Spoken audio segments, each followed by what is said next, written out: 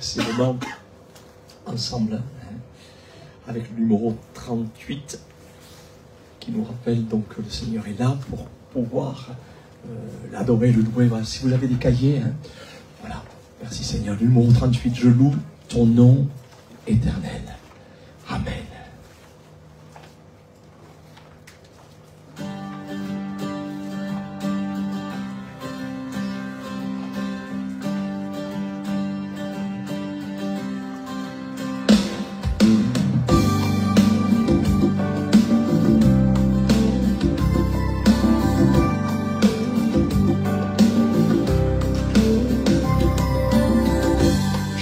Ton nom éternel, Seigneur, je célèbre ta bonté. Quelle joie tu vis en moi, quelle joie tu viens pour nous sauver. Tu viens du ciel sur la terre, montrer la voie de la terre à la croix. Payé pour moi, de la croix jusqu'au tombeau, et du tombeau jusqu'au ciel, je loue ton nom éternel.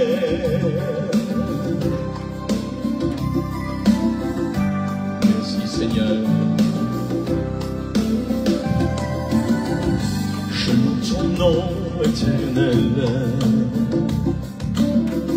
Seigneur, je célèbre ta bonté. Quelle joie tu vis en moi, quelle joie tu viens pour nous sauver. Tu viens du ciel sur la terre, montrer la voie de la terre à la croix. Payé pour moi, de la croix jusqu'au tombeau, tombeau jusqu'au ciel, je loue ton nom éternel.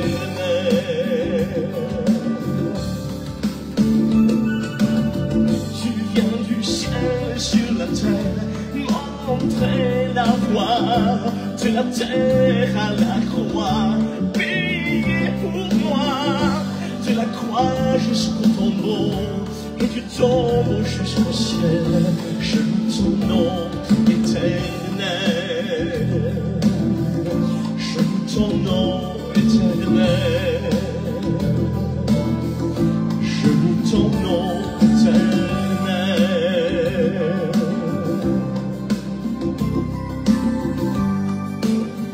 Merci Seigneur.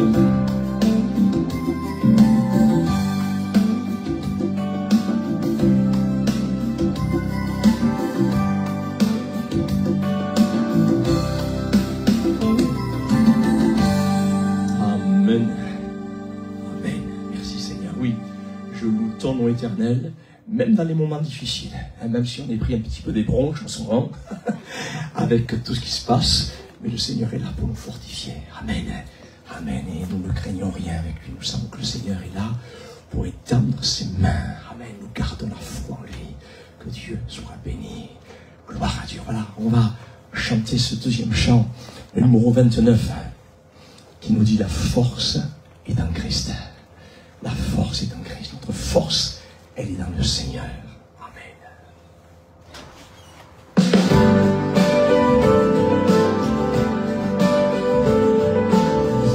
Tu marchais toujours pur, triomphant. Tu marchais toujours pur, triomphant. La force est en Christ. La force est en Christ. Pour te garder, Jésus est tout puissant. La force est dans le sang de Christ. Sang de Christ, je suis fort, fort. Oui, plus que vainqueur par le sang de Jésus. Je suis fort, fort. Oui, plus que vainqueur par le sang de Jésus, mon sauveur. Merci Seigneur. Veux-tu du ciel t'approcher chaque jour? La force est en Christ, La force est en Christ. Avec Jésus, demeurez pour toujours. La force est dans le sang de Christ, sang de Christ. Je suis fort, fort, oui, plus que vainqueur, par le sang mystérieux de Jésus. Je suis fort, fort, oui, plus que vainqueur, par le sang de Jésus, mon sauveur.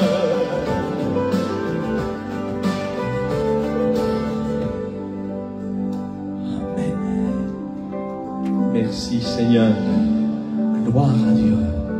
Gloire à Dieu. La force est en Christ. Que Dieu soit avec notre force. Elle est dans le Seigneur. Merci Seigneur. Voilà, on va peut-être passer pour les offrandes. De demander peut-être à Diego de le faire.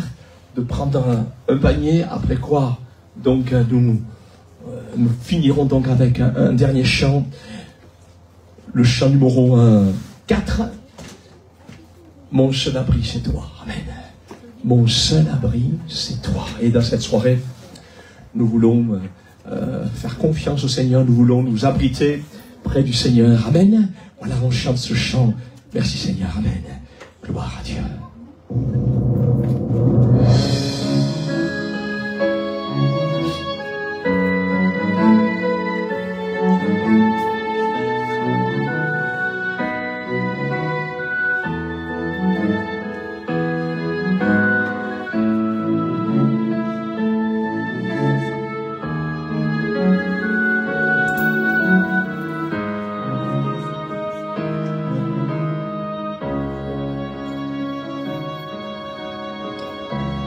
Mon seul abri, c'est toi, c'est le numéro 4. Toujours mon cœur te chantera, car tu me délivres. Et chaque fois que j'ai peur, je m'appuie sur toi. Je m'appuie sur toi. Mais dans ma faiblesse,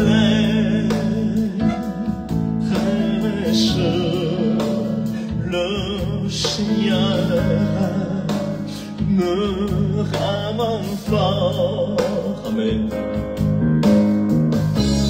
Mon seul abri, c'est toi. Toujours mon cœur te chantera,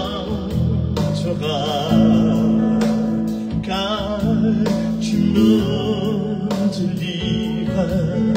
Et chaque fois que j'ai peur, je m'appuie sur toi.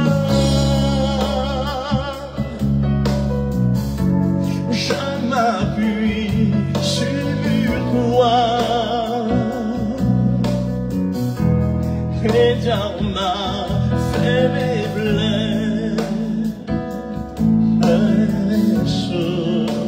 le Seigneur me rend fort.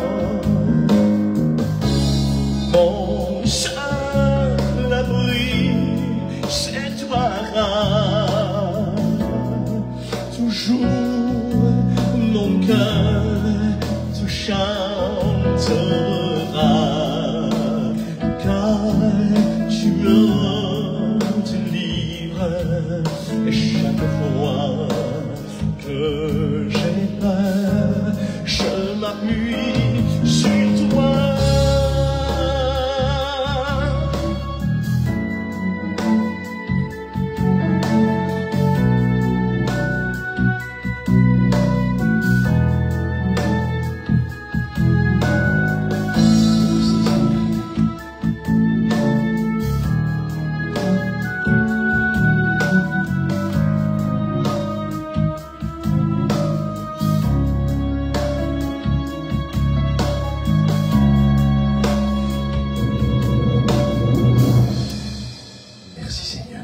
demander à Diego de présenter encore ces moments de prédication et surtout aussi donc, ces offrandes que nous avons prélevées pour sa gloire et pour son œuvre. Amen.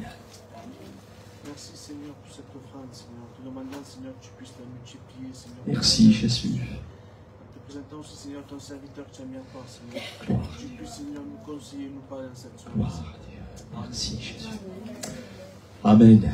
Merci Seigneur. Voilà, pour ceux qui n'étaient pas là la dernière fois, Diego est tout simplement un membre de l'église de Rogon, que nous avons ouvert il y a pas très longtemps. Nous avons fait quelques réunions et nous remercions Dieu pour l'œuvre qui se fait là-bas. Et il est aussi le trésorier de cette église là-bas que nous avons ouvert. Et je lui ai demandé s'il voulait aussi devenir le trésorier de l'église de Marseille, afin qu'il n'y ait qu'une seule trésorerie. Voilà, tout simplement. Hein. Et puis nous avons décidé donc de faire passer le panier au lieu du tronc, parce que certains me disaient qu'ils oubliaient. Et donc voilà, on est revenu comme les anciens temps. Hein, voilà tout simplement. Hein. Voilà, nous remercions donc Diego, son épouse également, son petit qui est là, d'avoir renforcé les rangs de l'église, que ce soit ici ou que ce soit de l'église d'Oron. Que Dieu les bénisse et que Dieu les bénisse dans leurs fonctions. Amen. Merci Seigneur. Voilà. Merci Jésus.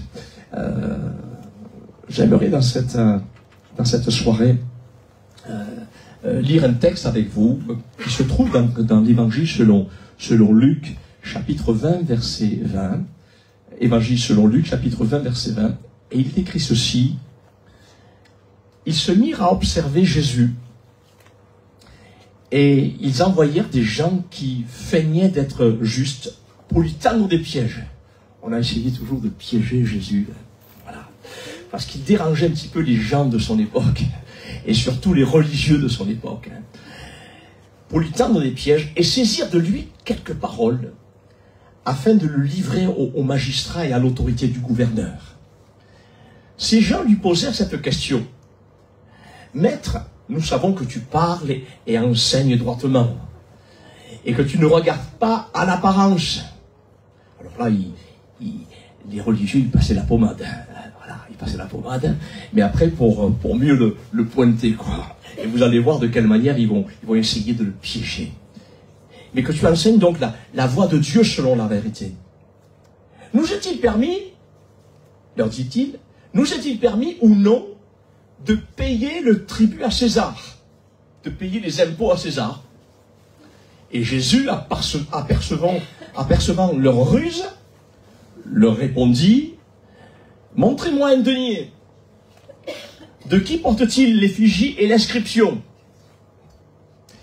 De César, répondirent-ils.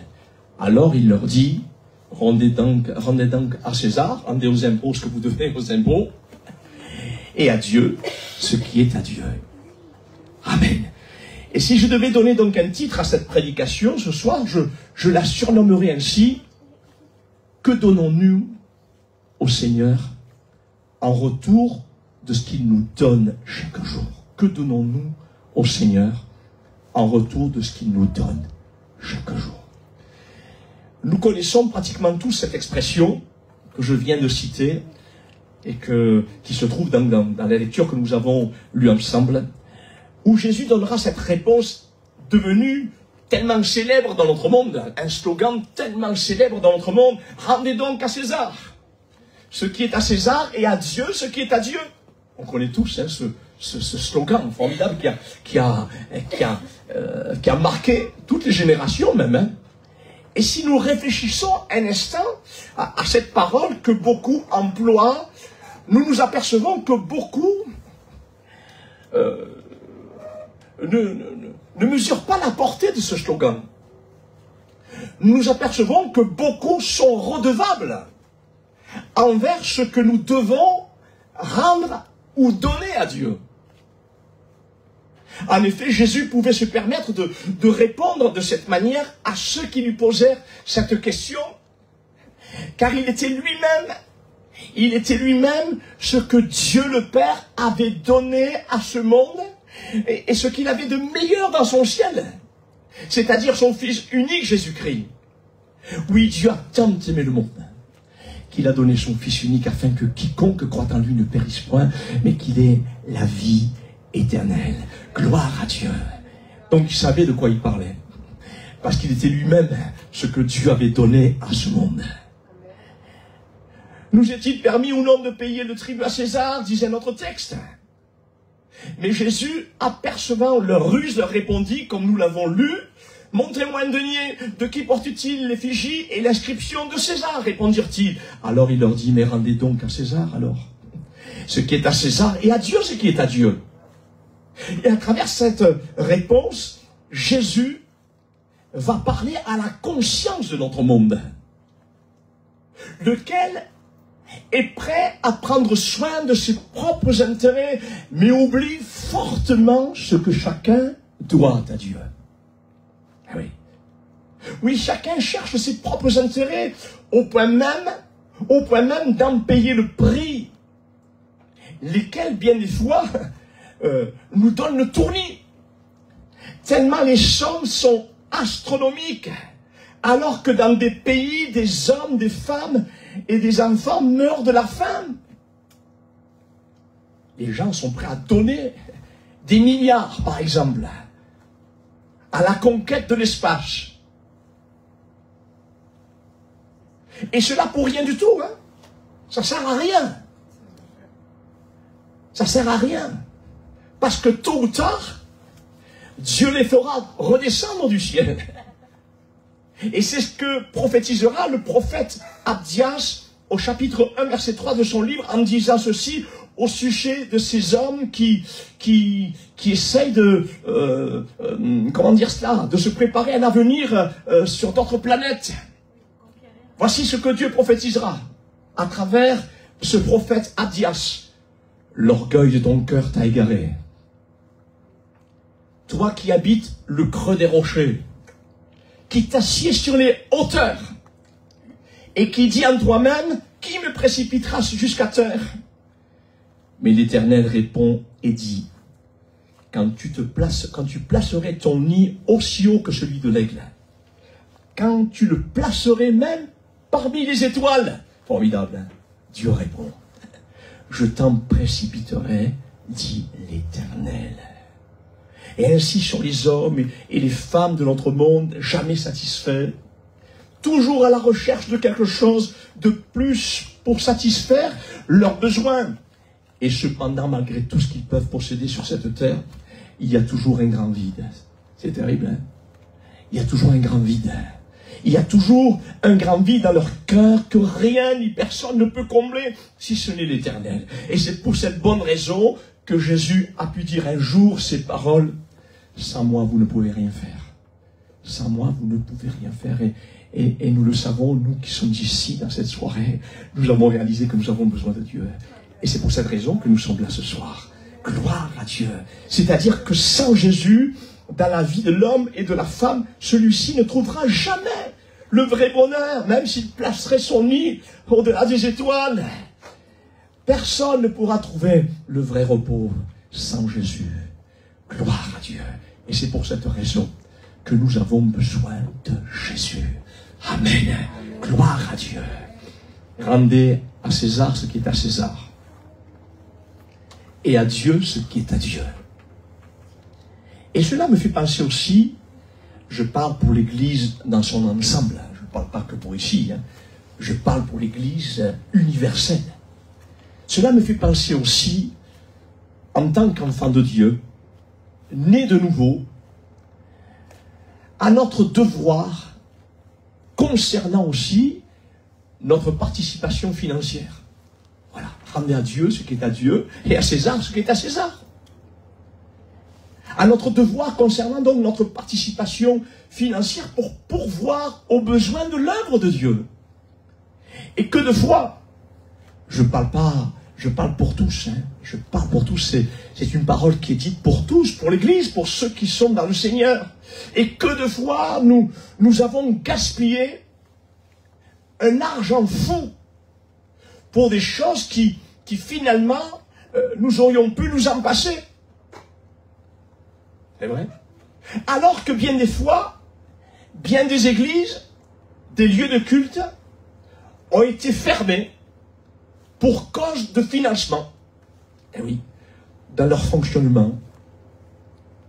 Parce que malheureusement, c'est vrai que tout se paye sur cette terre. Si nous avons ce local, c'est en contribution de quelque chose. Tout se paye. C'est comme ça, on peut pas. C'est pour ça que l'argent dans le Seigneur n'est pas quelque chose de tabou, c'est quelque chose qui est là. Tant qu'on sera sur la terre, c'est comme ça. Quand on sera dans le ciel, on n'aura plus besoin d'argent. Gloire à Dieu, gloire à Dieu. Mais tant que nous sommes ici sur la terre, il nous faut fonctionner également. Il nous faut également fonctionner comme cela. Et c'est vrai que bien des fois, des églises ont été fermées, des lieux de culte ont été fermés pour cause de financement dans leur fonctionnement, alors que nous aurions pu, ensemble, nous priver de quelques superflus de cette vie et les utiliser pour faire face aux différents besoins de l'Église. Tout ce que nous possédons lorsque nous regardons, c'est vrai. Et moi le premier. Et moi le premier. Tout ce que je possède aujourd'hui, c'est grâce à Dieu. C'est grâce à lui. Tout ce que nous possédons, c'est grâce à Dieu. Et je parle ici pour les croyants. Tout ce que nous possédons appartient au Seigneur. Et quand nous lui donnons, nous ne faisons que rendre une infime partie de ce que lui nous a donné. Amen.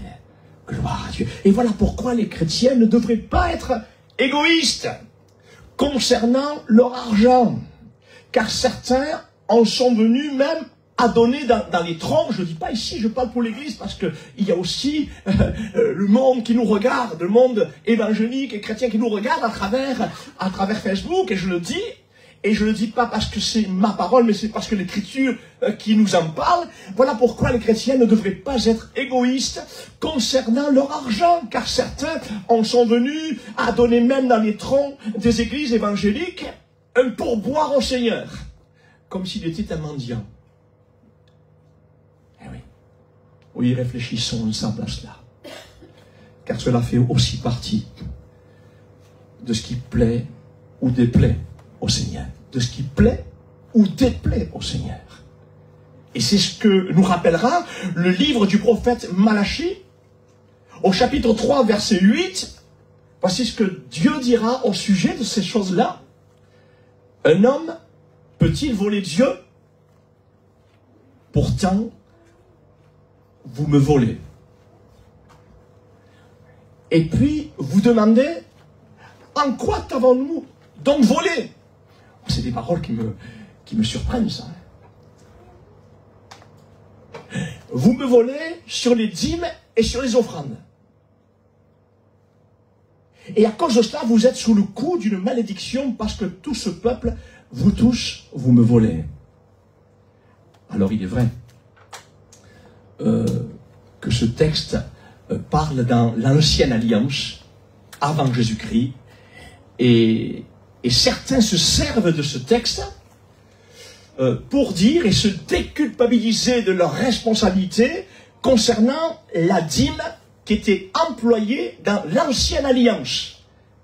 Alors il est vrai que dans la nouvelle alliance, dans le Nouveau Testament, dans les églises du Nouveau Testament, il n'est pas parlé de dîme. On ne parle pas de dîme dans les églises du Nouveau Testament. Mais il n'en reste pas moins que les églises du Nouveau Testament fonctionnaient par la même générosité des croyants de cette époque. Gloire à Dieu. Et c'est ce que nous rappellera la deuxième lettre de Paul aux Corinthiens, chapitre 8, verset 13. Il dit ceci: il n'est pas question, dira l'apôtre, de vous réduire vous-même à l'extrémité pour que d'autres soient soulagés. Il s'agit simplement de suivre le principe de l'égalité. Dans la circonstance présente, par votre superflu, vous pouvez venir en aide à ceux qui sont dans le besoin. Aussi, par leur superflu, ils pourront un jour subvenir à vos besoins. Amen. Gloire à Dieu. Rendez donc à Dieu ce qui est à Dieu, et à César ce qui est à César. Ou plutôt, rendez donc à César ce qui est à César, et à Dieu ce qui est à Dieu. Amen. Gloire à Dieu. Nous pouvons dire également que ce beau slogan tellement connu nous fait penser aussi à ces personnes, ou même ces chrétiens, qui s'attendent toujours à recevoir quelque chose de la part de Dieu, sans jamais rien donner au Seigneur, demandant sans cesse diverses choses à Dieu. Seigneur, donne, donne Seigneur, sans jamais donner eux-mêmes une seule chose au Seigneur. Et la première des choses que Dieu désire que vous lui donniez, c'est pas votre porte-monnaie. Pas du tout. La première des choses que Dieu désire que vous lui donniez, c'est votre vie. Amen. C'est votre cœur. Amen. Gloire à Dieu, c'est votre cœur. Et c'est un texte de la Bible, un beau proverbe qui dira ceci: mon fils, donne-moi ton cœur. Donne-moi ton cœur et que tes yeux se plaisent dans tes voies. Parce que vous voyez, nous pourrions donner tout l'argent que nous aurions, mais si notre âme est perdue, cela ne servirait à rien. Ce que Dieu désire avant tout, c'est que nous puissions donner notre vie au Seigneur. Amen. Avant toute chose. C'est-à-dire que Dieu désire que vous preniez une ferme décision pour le suivre sur le chemin qu'il a tracé pour vous. Et c'est ce que firent plusieurs qui à l'écoute de la prédication de l'apôtre Pierre, se convertirent à Dieu et donnèrent leur cœur au Seigneur. Et c'est ce que nous relate le livre des Actes des Apôtres, au chapitre 2, verset 37. Voici ce qui est écrit. Après avoir entendu ce discours, ils eurent le cœur vivement touché et ils dirent à Pierre et aux autres apôtres: hommes frères, que ferons-nous? Et Pierre leur dit: repentez-vous. Et que chacun de vous soit baptisé au nom de Jésus-Christ pour le pardon de vos péchés, et vous recevrez le don du Saint-Esprit. Ceux qui acceptèrent sa parole furent baptisés. Et en ce jour-là, le nombre des disciples s'augmenta d'environ 3000 âmes. Amen. Gloire à Dieu. Je remercie Dieu pour les prochains candidats au baptême. Merci Seigneur. Je pense à la Rosée, Joseph. Voilà. Ce jeune que vous voyez. Merci Seigneur pour sa candidature. Je pense également à comment elle s'appelle déjà? Voilà. Qui aussi est candidate à ce baptême. Gloire à Dieu. C'est beau de voir des jeunes qui ont l'esprit ouvert et qui ont compris que la vie avec le Seigneur valait le coup de la vivre. C'est beau cela, c'est beau cela. Merci Seigneur. Et Dieu vous attend également, vous aussi. Gloire à Dieu, si pour vous aussi vous avez cette sainte envie dans votre cœur de vouloir aller plus loin que le Seigneur, venez me voir à la fin de la réunion. Gloire à Dieu. Et nous en parlerons ensemble. Que Dieu soit béni. Oui, donnez à César ce qui est à César et à Dieu ce qui est à Dieu. Et ce qui revient à Dieu, c'est votre vie, c'est votre âme, parce que c'est lui qui vous l'a donné. Et il désire que vous le lui donniez afin que vous puissiez être sauvés pour l'éternité, comme l'ont fait ces jeunes et bien d'autres, Gloire à Dieu. Merci Seigneur. Donnez à Dieu ce qui est à Dieu. Amen. Gloire à Dieu. Gloire à Dieu. Merci Seigneur. Dieu attend également que nous lui donnions un temps dans la prière chaque jour. Que nous soyons croyants ou pas croyants, engagés ou pas engagés. Dieu attend que nous lui donnions un temps dans la prière, chaque jour, mais qui finalement, ce temps est bénéfique pour nous. Il est bénéfique pour nous. Afin de ne pas succomber dans les diverses tentations que Satan expose devant nous chaque jour. C'est ce que nous avons parlé hier soir à l'église d'Orgon, en parlant donc des diverses tentations auxquelles nous pourrions être exposés, et Dieu nous donnait des clés pour cela. Et c'est ce que nous rappellera l'évangile selon Marc, chapitre 14, verset 38, « Veillez et priez, afin que vous ne tombiez pas en tentation. L'esprit est bien disposé, mais la chair elle est faible. » Et en effet, que de fois nous sommes tombés dans certains pièges, dans certains travers, parce que nous n'avons pas veillé à prendre un temps avec le Seigneur chaque jour dans la prière. Et voilà pourquoi nous voulons veiller à cela. Nous voulons veiller à cela avec persévérance. Gloire à Dieu. Amen. vous comme moi. Moi-même qui vous prêche, j'ai besoin de passer un temps avec le Seigneur, sinon je tomberai dans divers travers.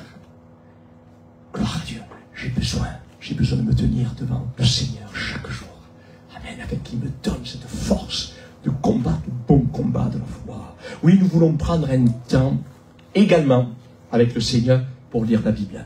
Tout à l'heure, je disais qu'il y avait une application sur le téléphone, et d'ailleurs pour ceux qui la veulent, on va leur donner, hein, on va la partager, hein, on va la partager avec eux. Vous pouvez lire même votre Bible à travers votre smartphone, c'est formidable. Hein. Là, la technologie, ça me plaît. Hein. Ça nous aide, hein. Formidable. Et c'est vrai que nous voulons prendre également un temps avec le Seigneur pour lire la Bible. Car c'est à travers elle que nous pourrons nourrir notre foi, notre âme et notre esprit afin d'être forts pour affronter toutes les circonstances de cette vie. Et c'est ce que Jésus dira dans l'évangile selon Matthieu chapitre 4 verset 4. Jésus répondit, il est écrit, l'homme ne vivra pas de pain seulement. C'est un verset que nous avons cité également hier soir. L'homme ne vivra pas de pain seulement, mais de toute parole qui sort de la bouche de Dieu. Amen. Et là aussi, que de foi. Que de foi. Que de fois le doute et la faiblesse l'ont remporté sur notre vie face à certaines situations difficiles, tout simplement parce que notre foi était faible. Notre foi n'était pas nourrie quotidiennement par le moyen d'une lecture et d'une méditation journalière. Et c'est pour cette raison que je vous invite, entre autres, à lire tous les matins. J'essaie d'envoyer sur la page Facebook un petit journal, une petite méditation. Voilà, pour certains, je sais qu'ils le lisent. Hein, et c'est pour cette raison que je vous invite chaque jour à lire, hein, entre autres, donc, ce journal quotidien sur la page Facebook de l'Église du Samaritain. Amen. Merci Seigneur. Et pour terminer, sur ce sujet, nous ne voulons pas négliger également de prendre un temps avec le Seigneur, autant que cela nous soit possible, bien sûr, dans les différents rendez-vous que Dieu nous donne dans son Église. Amen. Gloire à Dieu. J'ai apprécié Diego, il m'a dit, je ne sais pas si je vais venir, parce qu'il travaille. Il travaille même le dimanche, oui. Il m'a dit, écoute, si je ne peux pas venir, mais je vais essayer. Oh, j'ai été surpris de le voir. C'est bien. Merci Seigneur. Il a tout fait pour être ici. Gloire à Dieu. C'est vrai que des fois nous ne pouvons pas à cause de la maladie. Mon épouse n'est pas là, les malades. Et d'autres personnes ne peuvent pas être là. Je comprends, tout à fait. Mais c'est vrai que nous avons un rendez-vous par semaine. Que Dieu nous aide à être fidèles. Amen. Gloire à Dieu. Autant que cela nous soit possible, nous voulons être fidèles au rendez-vous que Dieu nous donne dans sa maison. Merci Seigneur. Et je rends gloire à Dieu pour ceux qui viennent de loin et qui viennent également pour écouter la bonne parole de Dieu. Gloire à Dieu. C'est le roi David, dans le psaume 122, verset 1, qui dira ceci au sujet de l'importance des réunions dans l'église. Je suis dans la joie quand on me dit, allons à la maison de l'Éternel. Amen. Et dans le psaume 133, verset 1, il dira également ceci concernant l'importance d'être ensemble dans la maison de l'Éternel. Voici, oh, qu'il est agréable, qu'il est doux pour des frères et des sœurs de demeurer ensemble, car c'est là que l'Éternel envoie la bénédiction, la vie pour l'éternité. Amen. Gloire à Dieu. Alors bien entendu, je ne peux pas parler ici des temps de vacances que vous pouvez avoir dans les périodes de l'année. Vous avez raison, oui, c'est bien, et Dieu n'est pas contre les vacances d'hiver ou les vacances d'été. Pas du tout, pas du tout, pas du tout. Tout cela n'est pas mal. Tout cela n'est pas mal. Dans la mesure où même en vacances, eh oui, même en vacances, amen, on prend aussi un temps avec le Seigneur. Amen, en famille, que Dieu soit béni. Mais je veux parler ici des mauvaises habitudes qui peuvent s'installer dans notre vie en négligeant régulièrement les différentes réunions auxquelles Dieu nous invite dans sa maison et qui peuvent être nuisibles pour notre vie spirituelle. Oui, nous voulons dire comme le roi David, je suis dans la joie quand on me dit allons à la maison de l'Éternel. Amen, que Dieu nous aide dans la fidélité dans sa maison. Rendez donc à César à ce monde ce que nous devons à ce monde, c'est-à-dire nos impôts, bon, qu'ils soient un peu pas trop élevés. Hein. Rendons à César ce qui est à César, mais surtout, rendons à Dieu ce qui est à Dieu. Amen. Gloire à Dieu. Gloire à Dieu. Je voudrais tout à fait terminer en citant un dernier exemple.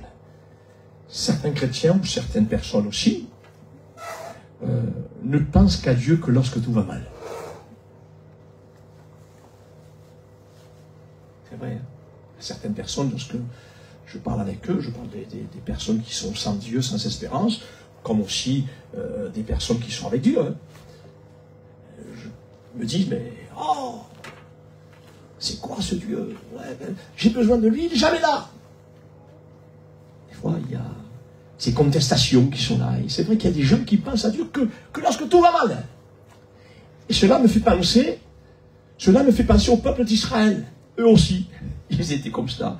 Voyez-vous, la nature de l'homme, elle est pareille dans toutes les générations. Et eux aussi, il est dit dans le livre des juges, les juges étaient donc simplement des militaires. Hein. C'était des militaires choisis par Dieu, jouant donc des rôles importants en temps de crise. Voilà ce qu'étaient les juges dans la Bible. Tels que, par exemple, Gédéon, Samson, et bien d'autres qui furent envoyés par Dieu pour libérer le peuple de leurs ennemis. Et dans le livre des juges, chapitre 2, verset 16, il nous est dit que l'Éternel suscita des juges afin qu'ils les délivrassent de la main de ceux qui les pillaient. Et lorsque l'Éternel leur suscitait des juges, donc des chefs militaires, envoyés par Dieu, l'Éternel était avec ces juges-là. Et il les délivrait de la main de leurs ennemis pendant toute la vie de ce juge.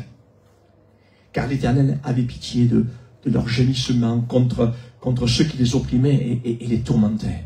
Mais, à la mort du juge, ils se corrompaient de nouveau. Ils se corrompaient de nouveau plus que leur père, en allant après d'autres dieux pour les servir et se prosterner devant eux. Et ils persévéraient dans la même conduite et le même endurcissement. Et c'est ainsi qu'agissent certaines personnes, certains chrétiens encore aujourd'hui. Dès que tout va mal, pour eux, ils crient vers Dieu, afin que celui-ci les délivre de leur épreuve. Seigneur, bénis-moi, Seigneur, guéris-moi, Seigneur, guéris ma belle-mère, guéris mon beau-père, guéris ceci, guéris cela, etc., etc. Alors cela ne veut pas dire que Dieu reste insensible à nos malades, pas du tout, pas du tout. Oui, Dieu veut guérir les malades. Et il veut guérir votre beau-père, votre belle-mère, votre cousin, votre cousine. Pas de problème sur ça. Mais bien des fois, ces chrétiens ou ces personnes, à l'image du peuple d'Israël, ils se rappellent de Jésus que lorsqu'ils sont dans le malheur. Et c'est pas juste. C'est pas juste. Rendez-vous compte si on frappait à votre porte, que lorsque vous avez une personne, elle frappera à votre porte que lorsqu'elle a besoin. Vous dire, bon, et quand tu n'as pas besoin, on ne te voit pas. Hein? C'est pas juste. Alors, plus forte raison avec le Seigneur également. Lorsqu'ils sont dans le besoin, mais quand tout va bien, on ne les entend plus parler. On n'entend plus parler du Seigneur, de la part de ces personnes. Et voici ce que dira l'Écriture dans la lettre de Paul aux Galates, chapitre 6, verset 7, pour ces certaines personnes qui ne pensent qu'à Dieu que quand tout va mal. Il dira comme ceci, ne vous y trompez pas, on ne se moque pas de Dieu. Ce qu'un homme aura semé, il le moissonnera aussi. Ce qui veut dire que bien des fois, Dieu ne répond pas à nos attentes, à nos prières, tout simplement parce que nous-mêmes, nous n'avons pas répondu lorsqu'il nous appelait pour venir à lui. Il veut nous donner une leçon. Comme un bon père qui veut donner une leçon à son enfant, tout simplement. C'est pas méchamment que Dieu le fait cela, mais c'est pour que nous puissions prendre conscience. Et bien des fois, nous avons besoin de passer par des moments comme ça pour comprendre certaines choses. Et c'est ce que soulignera le Proverbe, chapitre 1, verset 23, c'est ce que dira l'Éternel. Puisque j'appelle et que vous résistez, puisque j'étends mes mains et que personne n'y prend garde, puisque vous rejetez tous mes conseils et que vous n'aimez pas mes réprimandes, alors ils m'appelleront et je ne répondrai pas. Ils me chercheront et ils ne me trouveront pas. Et bien des fois, à cause de cela, ces personnes ou ces chrétiens se révoltent contre Dieu, parce que celui-ci n'a pas exaucé leur prière, et c'est là que se font reconnaître ceux qui aiment Dieu que pour ceux qui le donnent, pour ceux qui le donnent, et ceux qui aiment Dieu pour ce qu'il est. Ce sont des chrétiens ou des personnes qui sont attachés seulement à la bénédiction de Dieu, mais ils ne sont pas attachés au Dieu de la bénédiction. C'est différent. Mes frères et sœurs et amis, montrons notre fidélité à Dieu dans les bons, mais aussi dans les mauvais jours. Et soyons de ceux qui bâtissons notre vie sur cette terre avec le Seigneur, non pas seulement en attendant que Dieu nous donne tout ce que nous voulons, mais soyons de ceux qui donnons aussi au Seigneur de notre temps, de notre amour, de notre mise en pratique de sa parole, tout en sachant que toute autre chose, c'est ce que je disais tout à l'heure dans une discussion, donne au Seigneur ton cœur premièrement, et tout le reste, le Seigneur te le donnera par-dessus tout. Tu as besoin d'un travail, le Seigneur te donnera un travail. Tu as besoin de quelque chose, ou de quelqu'un, pardon. Tu as besoin de quelqu'un dans ta vie sentimentale. Dieu te donnera la personne qu'il te faut. Mais cherche le Seigneur avant tout. Et oui, même dans ce domaine-là, tu es capable. Mais cherche, donne au Seigneur avant tout ton cœur. Et lui te donnera ce dont tu as besoin dans tous les domaines de ta vie. Gloire à Dieu. Et quand tu appelleras, alors là, quand tu appelleras, l'Éternel répondra. Quand tu crieras à l'aide, il dira, je suis là. Eh oui. Amen. Voilà. Que Dieu nous aide dans cette soirée à réfléchir à tout ce que nous avons entendu. Parce que Dieu nous parle comme un bon Père, comme un Père. Gloire à Dieu. Et si nous savons toucher le cœur de ce Père, alors il a tout à nous donner. Il a tout à nous donner. Amen. C'est vrai. Moi j'ai des enfants, hein, j'ai des petits-enfants. Et quand les enfants, ils savent toucher nos cœurs, ils savent toucher notre cœur par des simples choses, hein, je leur donnerai tout. Vous comprenez? Mais quand ils sont rebelles, quand ils sont titilleurs, quand on sait qu'ils sont... Alors c'est pas qu'on les aime pas, mais on veut les former, on veut leur faire comprendre. Vous comprenez ce que je veux dire? Quand ils sont comme des enfants gâtés, alors on essaye de les faire passer par un chemin pour qu'ils comprennent pour eux. Et c'est pareil avec le Seigneur. Des fois, il nous fait passer par des moments, mais parce qu'il nous aime. Tout ce que Dieu nous dit, même si c'est des fois un peu dur, mais c'est parce qu'il nous aime. Parce qu'il nous aime comme personne ne vous a aimé. Ce que Dieu veut pour vous, c'est ce qu'il y a de meilleur dans le domaine spirituel, dans le domaine matériel, dans le domaine affectif. Dieu veut le bonheur pour vous. Amen. Et alors, que nous puissions donner à César ce qui est à César, et à Dieu ce qui est à Dieu. Je vous invite à la prière. Seigneur, merci pour tout. Seigneur, merci parce que tu es bon pour nous, Seigneur. Tu es bon, Seigneur, et je peux le dire, je peux le témoigner avec mon épouse, avec ma maison. Tu ne nous as jamais abandonnés. Ah, je te remercie aussi pour les moments difficiles que tu as permis que je passe, parce que cela m'a fait comprendre de belles choses avec toi. Et je ne le regrette pas. Je ne regrette pas tes réprimandes, je ne regrette pas ton école, Seigneur, parce que cela a été bénéfique pour ma vie. Seigneur, merci, tu es un bon Père. Seigneur, et je te prie pour mes frères et sœurs ici, pour l'Église de Jésus-Christ dans son ensemble. Je te prie que nous puissions comprendre, c'est mon Dieu, que tu es ce Dieu qui nous aime et qui veut notre bien. C'est mon Dieu, nous voulons te donner. Nous voulons te donner ce qui te doit. Mon Dieu, dans le nom de Jésus, nous voulons te donner tout notre amour, Seigneur. Nous voulons te donner tout notre cœur. Seigneur, mon Dieu, aide-nous à le mettre en pratique. Aide-nous, Seigneur, à le vivre chaque jour. Dans le nom de Jésus. Dans le nom de Jésus. Amen. Prions quelques instants. Amen. Merci, Seigneur, de nous avoir réunis à nouveau dans cette soirée. Merci pour ta parole qui a été annoncée.